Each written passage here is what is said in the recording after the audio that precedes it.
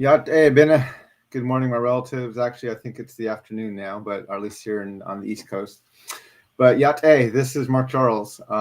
It is about 12:15, 12:20 on Friday, October 15th, and I'm sitting down to enjoy my second cup of coffee. I want to talk today about the protests that have been going on here in DC this week, especially the ones that took place yesterday at the Department of the Interior, where Deb Haaland is the cabinet secretary for that department. But before I begin, as I always do, I want to acknowledge that I'm speaking to you today from what's now known as Washington, D.C., but these are the lands of the Piscataway. And I want to honor and thank the Piscataway for being the host people of these lands. I want to thank them for their stewardship of these lands and just state publicly how humbled I am to be living on these lands today. Let me share with you this article. I've been following these protests this week. I mentioned them briefly yesterday in my second cup of coffee, and there was another article in Indian Country Today, an article written by Jordan Bennett Begay, who is a great reporter for Indian Country. I really appreciate the work she does for them.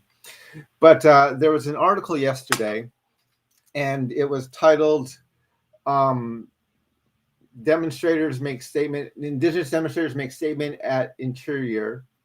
And then it says Indigenous environmental leaders occupied the BIA today for the first time in nearly 50 years, and dozens were arrested. If you have a chance, I really encourage you to look at that link. It has some video there. It also describes the arrests and even some violence, not violent, just some rough treatment by some of the protesters, by some law enforcement officers. And again, this is the first time in 50 years that there has been a protest like this at the Department of the Interior. And this is striking, right? Because the Department of the Interior is the only department that is led by an Indigenous person.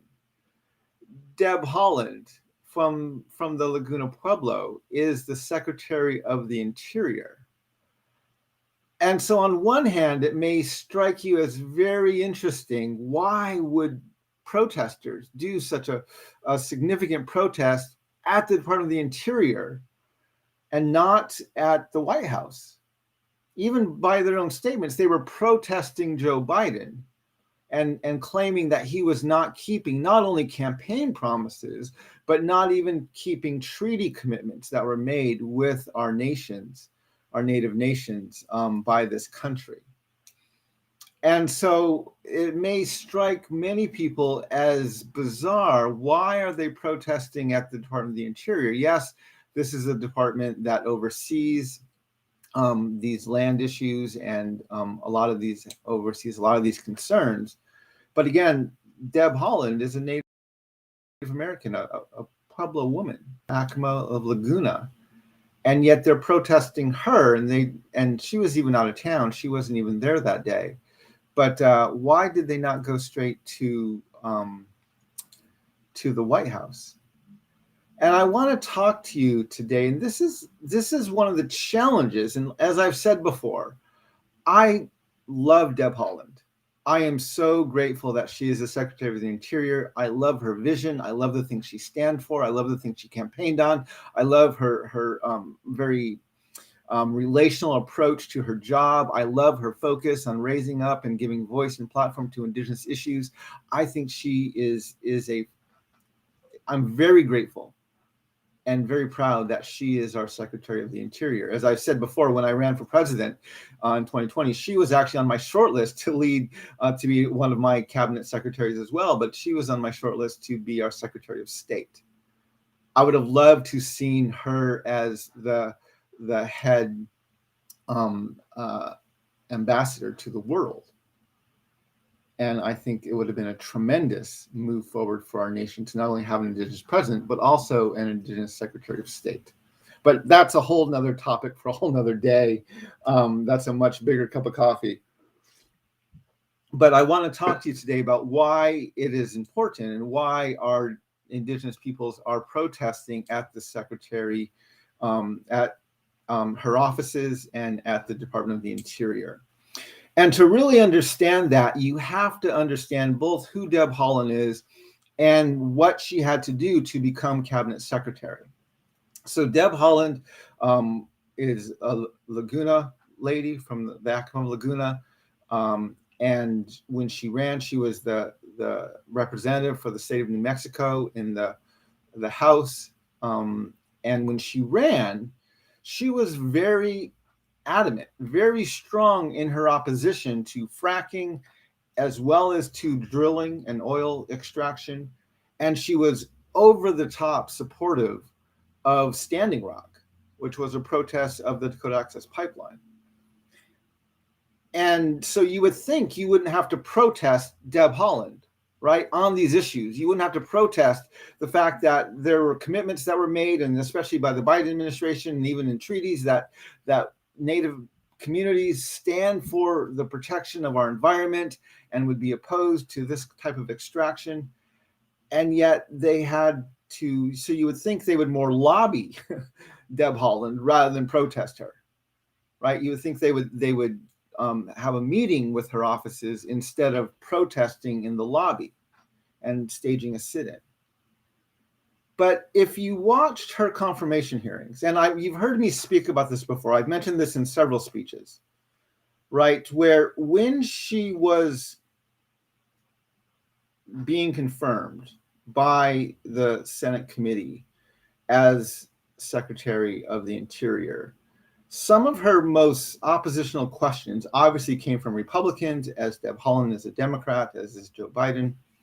And yet there were several questions, especially a line of questions by Steve Daines, who is a Republican from Montana, where he directly questioned her on her support of drilling and her opposition to drilling and of her opposition to fracking. And I'm going to share several articles here right now. The first is from AP News, which was published around the time of her confirmation hearing. And this article says, Interior nominee Haaland questioned on drilling and pipelines. I'm going to put this in the comment section of the YouTube as well as the Facebook page, so you can take a look at that. But I want to look directly at, and that actually gets into a lot of the comments and the discussions I'm going to bring into these next few minutes here. But I also want to share a video with you. And this is a video of the first day of her confirmation hearings, where she's actually being questioned by Senator Daines, the Republican from Montana. It takes place about an hour into the first day's hearing. And I'm putting a link with a bookmark directly to his questions to her. And that's now in the comment section. I'm also going to link in here a comment, including another link to the same line of questioning, the same confirmation hearings, but this is on C-SPAN. I'm not using C-SPAN as the primary because it doesn't let me link to the exact moment. This still takes place about an hour and 1 minute into the confirmation hearing. But this provides the transcript. And so you can actually read the transcript here. And so I'm going to share that in the comment section as well. But in her confirmation hearing, an hour into the first day of the hearings, Senator Daines from Montana, Republican, said to Deb Haaland, who is now our Secretary of the Interior, he said, on November 19th, 2020, you said that if you had your way, and I quote, you'd stop overland gas line drilling on public lands. As Secretary, you will get to have your way. Will you recommend extending the leasing moratorium? And how do you justify this moratorium with requirements of the federal law under the Mineral Leasing Act? And Deb Haaland responded, and she said, Senator, it is my understanding that it is a pause on just a few on new leases and not existing leases. And if I'm confirmed as Secretary, it is President Biden's agenda, not my own agenda, that I would be moving forward. And I appreciate your advice on this issue. He went on to get more specific and said, do you support a ban on fracking and no new pipelines? And she responded, she said, Senator, President Biden does not support a ban on fracking, as I understand. And he said, but do you personally support a ban on fracking and no new pipelines? And she came back and said, Senator, if I could say, if I am confirmed as secretary, I would be serving at the pleasure of the president, and it would be his agenda that I would move forward. Right? So this is what's so troubling. So as strongly opposed to fracking and drilling and mineral extraction, oil extraction from our lands that Deb Haaland, the person, the Laguna woman, the candidate was as cabinet secretary of the Department of the Interior, she is serving at the pleasure of a white landowning male from the 1%. And this white landowning male from the 1% is not opposed to drilling or to fracking. And so Senator Daines was questioning her, not to see if he was going to line up with his beliefs, but to make sure to get it on record that she was going to move forward and support President Biden's agenda and not her own. And this is why it was so important that yesterday, Indigenous leaders and activists went to the Department of the Interior and protested that department and Deb Haaland and President Biden. Because on this issue, regardless of how she may feel personally, she admitted to advancing and moving forward the agenda of a white landowning male from the 1%, and that white landowning male from the 1% is not opposed to drilling or to fracking. In fact, he supports it. And this is the challenge of our two-party system, right? This is the challenge. I said numerous times, while I was watching these hearings, if I had been elected president and Deb Haaland was facing these kind of questions to serve on my cabinet, I would have called her up. I would have said to her beforehand, Deb, advocate for the things you believe in. Be passionate. You are a native Indigenous woman. Advocate for the things that you believe in. Obviously, Joe Biden did not tell her that. Obviously, he wanted to hear and to have a Native woman stand up and state, I will not be opposed to drilling. I will not be opposed to fracking.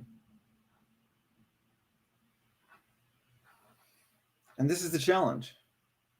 And this is why, as much as I appreciate Deb Haaland and I'm grateful for the things she stands for and the things she does, I'm deeply disappointed in Joe Biden.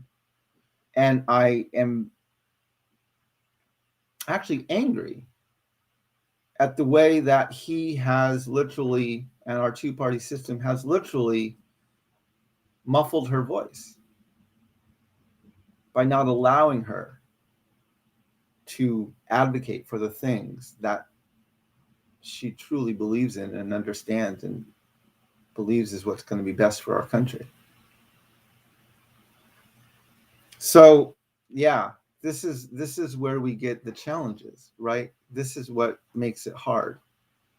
And this is why one of the things I've said before, the two-party system